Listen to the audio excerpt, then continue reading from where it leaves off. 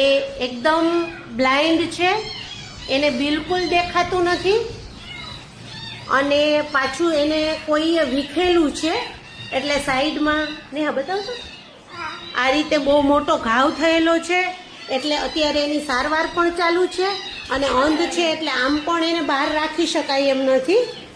એટલે આ મીનાભાઈ માટે આપણે એને જે આંખની તકલીફ છે એમાં તો કંઈ ન કરી શકીએ, પણ આ જે એને ઇન્જરી થયેલ છે એ સારું થઈ જાય એ આપણે કોશિશ કરવાની છે. બાકી તો શેલ્ટરમાં જે આવા છે કે જે નથી રહી શકે એમ ક્યાંય, એના માટે તો આપણે પૂરી સગવડ કરેલી છે અને લાઈફ ટાઈમ માટે એ હવે અહીંયા રહી શકશે આમાં જ આપણી સાથે શેલ્ટરમાં.